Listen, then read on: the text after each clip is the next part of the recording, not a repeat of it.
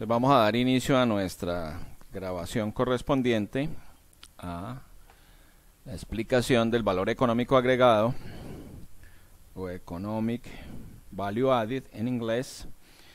Para tal efecto nos vamos a remitir a un archivo que ya tengo aquí elaborado en Excel, aquí en gerencia financiera.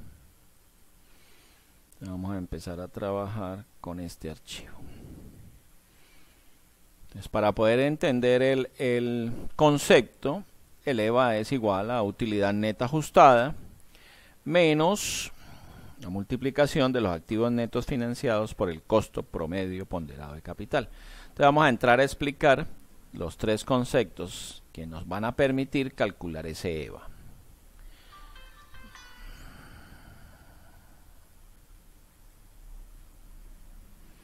Entonces, para tal efecto vamos a trabajar con unos estados financieros.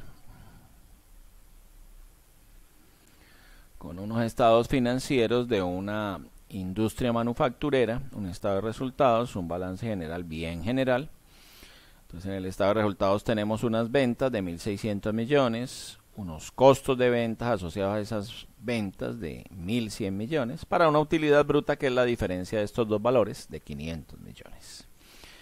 En los egresos, en los gastos de operación, que incluyen los de administración, los de ventas, depreciación, diferidos, tienen un monto de 300 millones. Al quitárselos a la utilidad bruta, nos queda una utilidad operacional de 200 millones.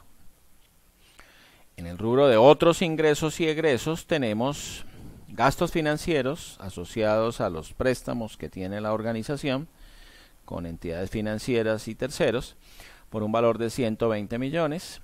Y tenemos otros ingresos que pueden estar asociados a ventas de activos o a rendimientos obtenidos por inversiones permanentes o temporales que tiene la organización. Eso nos da un valor negativo de 50 millones que se lo debemos descontar a la utilidad operacional. Entonces la utilidad neta antes de impuestos nos da 150 millones. Tenemos un impuesto de renta provisionado para pagar en el año siguiente, que es de 53 millones, y nos queda una utilidad neta después de impuestos de 97 millones. Para el cálculo de la utilidad neta ajustada, simplemente a la utilidad neta después de impuestos, que son 97, le vamos a sumar los gastos financieros, que como ya están negativos, entonces sería menos 120, lo sumamos, entonces la utilidad neta ajustada nos va a quedar de 217 millones. Veamos ahora el concepto de activo neto financiado. Como si uno observa un balance general, entonces no es fácil determinar cuáles activos, de todos los activos que están en la parte de activos, tanto corrientes como no corrientes, cuáles son los verdaderamente financiados. Entonces, para poder determinar qué activos tenemos financiados, entonces lo que tenemos que mirar es la contrapartida. Y tenemos que ver dos porciones importantes. Uno, el patrimonio. Todo lo que la plata que da en el patrimonio es para financiar activos netos de la organización. Y en la parte de los pasivos nos vamos a centrar solamente en las obligaciones financieras de corto y largo plazo. En este caso aquí nos están mostrando que el valor global de esas obligaciones son 250 y que el patrimonio es 350. La suma de estos dos me va a dar los activos netos financiados, que son 600 millones.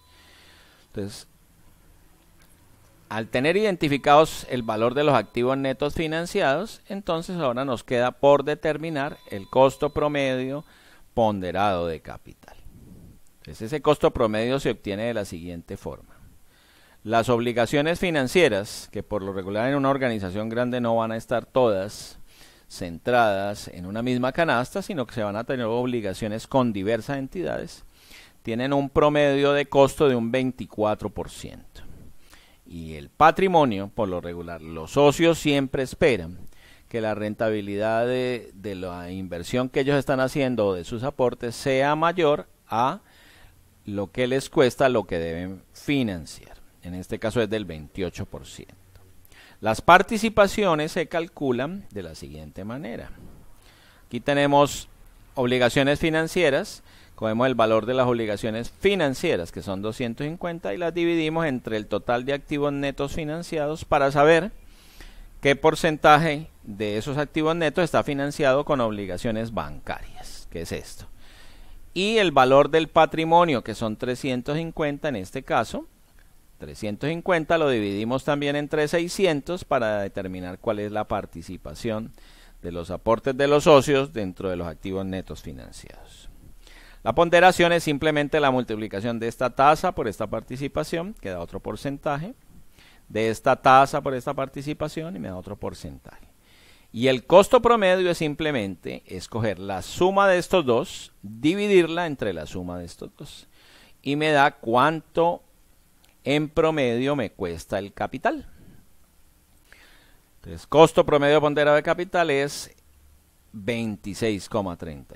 Ya tenemos los tres elementos y ahora sí podemos calcular el EVA.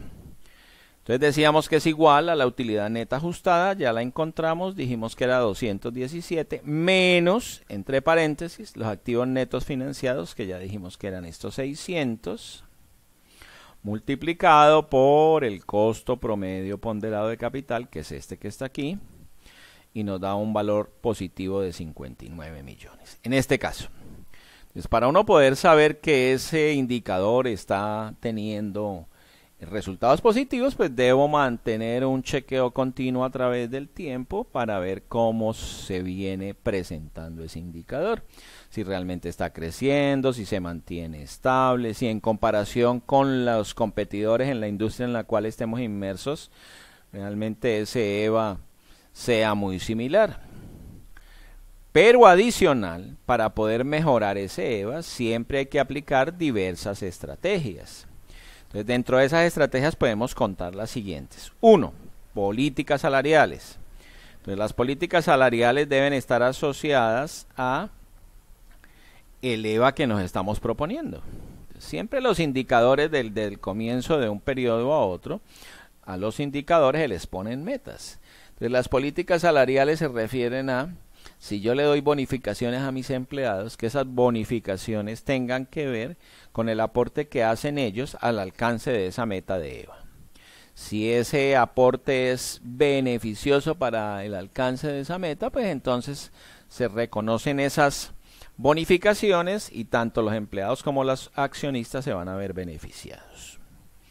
Racionalización y optimización del manejo de los activos. Los activos ya sabemos que son corrientes y fijos, pero hay que manejarlos racionalmente. Racionalmente quiere decir que haciendo uso de análisis verticales, horizontales, razones financieras y un seguimiento continuo al proceso a través de un flujo de caja, debemos saber cuáles son los niveles óptimos que se deben tener de carteras, los días de rotación de esa cartera, los niveles óptimos de inventarios, o los días de rotación de esos inventarios, haciendo más eficiente y eficaz el proceso. En la parte de los activos fijos, pues hacer inversiones oportunas, ¿sí?, cuando realmente se requieren, cuando se requiere reponer activos, cuando se van a hacer inversiones porque se va a mejorar la tecnología en la cual se hace el proceso para lograr mejoras sustanciales en niveles de producción y en niveles de ventas. Y evitar, ante todo, hacer inversiones en activos fijos que no estén orientadas a logros específicos.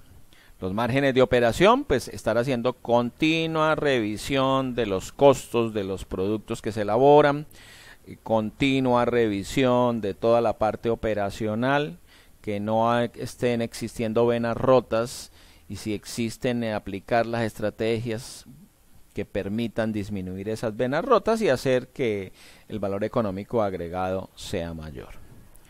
Y en cuanto a la estructura financiera, pues siempre hay que estar revisando los costos que tenemos de esas financiaciones, si es posible refinanciarlas buscando que los costos de esos valores bajen. En el caso de que tengamos deuda en dólares, pues hay que estar revisando en qué proceso anda la economía. Si es de devaluación, pues entonces lo que tenemos que hacer es tratar de mantener la deuda en pesos. Si es de revaluación, pues en un momento dado tratar de tener la mayor parte de la deuda en dólares. Pues todo esto son decisiones o estrategias que se deben tomar dentro de un mundo dinámico. Las organizaciones del mundo son dinámicos, hay continuos cambios, las reglas de juego continuamente están cambiando, entonces hay que buscar optar por tomar las mejores decisiones para que esas variaciones no nos afecten, sino que nos favorezcan. Vemos que en términos generales eso es lo del valor económico agregado. Los conmino a hacer la lectura que les dejé en la plataforma y por otro lado mirar un aspecto importante para aquellas sociedades que son de carácter anónimo, donde pues poseen muchas acciones y sus acciones tienen alta bursatilidad en el mercado de la bolsa. Entonces, dentro de los elementos que se tienen que utilizar para hacer un mejor cálculo del valor económico agregado sería el valor de esas acciones, porque el valor de esas acciones, si va creciendo, significa que la organización está obteniendo un valor económico agregado adicional. Eso es como para que ustedes lo lean y lo revisen. Por el momento creo que eso es todo. Muchas gracias. Espero que esto sea de gran utilidad para ustedes.